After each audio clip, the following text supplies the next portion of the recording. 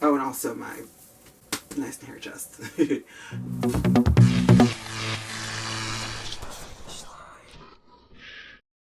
Hello and welcome to the Meet the Queens for the Finish Line second season. I'm your host Matt May and Finish. Today we have the lovely Diosa Aurora Oso. Now Aurora, what can the Finish Line do for you? I hope the Finish Line can provide me with new drag experiences and challenge my creativity. I love it when my creativity is challenged. It's that it just makes me want to do more, be more, do the most really, or at least attempt to do it and see what happens. But you know, I'm always in for anything. I also hope for friendship. You know, I love creating lasting friendships with people, even if it is a competition. There's nothing wrong with being nice and being cordial and just trying to make like those kind of friendships, if they are meant to be. The Ya sisterhood of the traveling panties. I like the sound of that. What is it that Aurora has that nobody else here does? I think one thing that my competition doesn't have is my ability to perform. I think I'm one of the stronger performers in the group. I think that I understand what to do in terms of lip syncing. I feel like we all do, but I feel like I have a better grasp on it just because performance is a passion of mine, as well as just emoting, as well as just making an audience just enjoy their experience when watching me. So it is my belief that lip syncing is the fifth step to becoming a drag queen. How can I describe Aurora? My drag is a combination of a lot of things. I want to say it's inadvertently camp. It's always the gender fuck spectrum though. I like having this like quote unquote womanly figure while also like having my hairy chest out. I like that kind of concept. It's interesting to see the reaction people have and really people trying to understand why, and it's quite fun really. I try to show a lot of body for a big bitch, and I think that's one of the things that I'm trying to develop more in this competition. Why do you drag?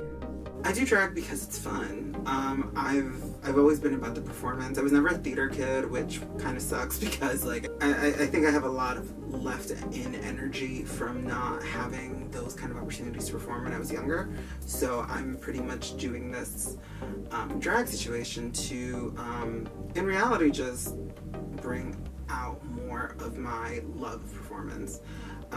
I also kind of blame like Beyonce technically because like I watched the Beyonce Experience on DirecTV when I was like, I think it was like 2000 something, so when her like second album dropped and like she went on tour, and I just saw this like entire tour like day after day after day, and I was like, oh my god.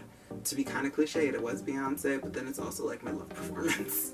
Now, is Oso a performing bear? I try to perform as often as I can. I've been a part of some digital drag shows and a digital drag competition. Before this entire situation was happening, I did take a year off from going out into the city and performing. I performed at one club, but it was an amazing experience having that kind of like opportunity to meet other girls in the community, as well as just being around that kind of energy. I do perform though. I'm hoping to continue that throughout this entire competition. Just not in the bottom two lip sync though, because that's stressful. If you weren't doing drag, what would you be doing? If I wasn't doing drag, I don't really know what I'd be doing. that's the tough question, honestly. It's like, what can the person do? Fuck it, what I can do. I think I'd still be in makeup. I really do, like, out of drag, I do a lot of boy face. So probably I'm still in cosmetics in some aspect, but I think, I don't really know. It's just this performing spirit inside of me that I, like, need to quell, so honestly not sure. You're 5 minutes before a drag show, but you're not in drag. What do you do? What do I do? I don't know what I would do, fuck it. Well, just throw on a corset, get a bodysuit, get a skirt, and you could wear flats as long as you give them a good fucking show. I don't think people give a shit. Do it out, bitch. I don't know. Quick drag is your best friend, that's all I'm gonna say. And make sure nobody sees your face. Because I'll have you know that I'm wearing flats right now. But no, you may not look. Now, if you're not wearing blank, you're not doing drag. oh my god, what's the only thing? If you're not wearing a wig, you're not doing drag. I think that's the only really. But even then, it's like, bitch, it's fucking hard to perform in a fucking wig sometimes. But you just gotta do it. Oh, if you're not wearing jewelry, I guess. I feel like this counts as jewelry, so I'm fine. How did you get your drag name? Originally, my drag name was Justin Bear Lover. I decided to switch it last summer. I wanted to find something like beautiful and something that will still relate to the bear lover aspect, just because I do like to show off my hair just in drag, so it is kind of just something to all encompass it. There's this Spanish telenovela called La Femme es Bella, and basically like the girl is ugly, so then they give her like this wild transformation, and after her wild transformation she comes up with the name Aurora. And I've always thought that was like really pretty, and so when I was like thinking about switching my drag name, I thought Aurora would be like the first thing. Also is to kind of keep with the bear aspect of me, because I'm technically a bear, but also keep the bear lover aspect of my name. And then Diosa came in after my drag mom, Goddess Isis, adopted me, though I decided to make it Diosa instead of Goddess Aurora Oso, because I just wanted to keep that, you know, Latinx flavor. So Tell me about the person behind the wig.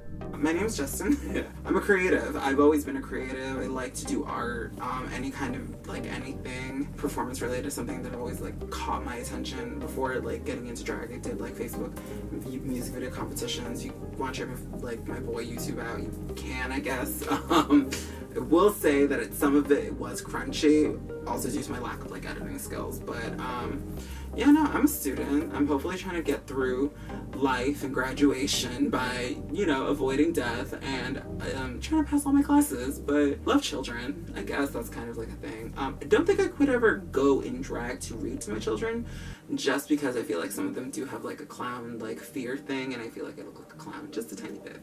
I'm also a lover, just FYI.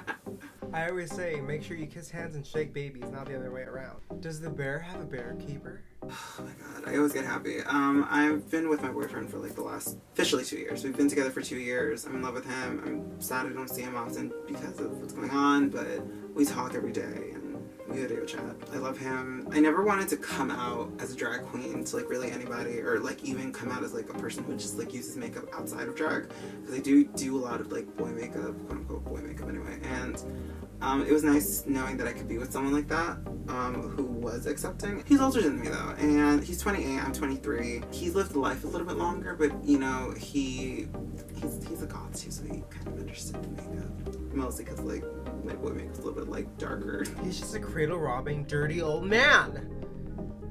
I'm jealous. Who inspires Aurora?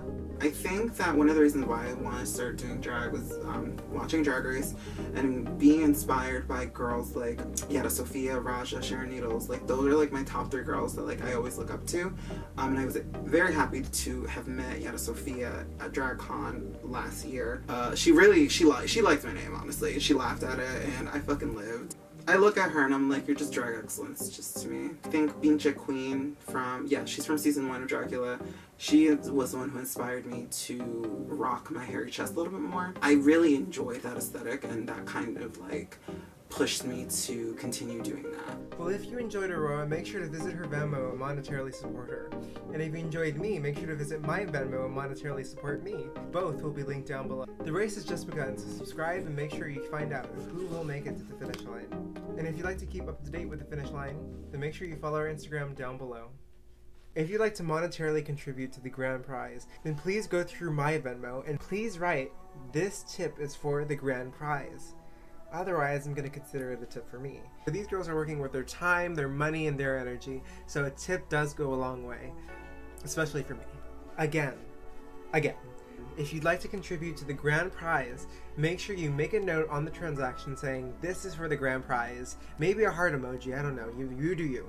But thank you so much for watching, and let's hope this pre-production stage goes well. Until next time.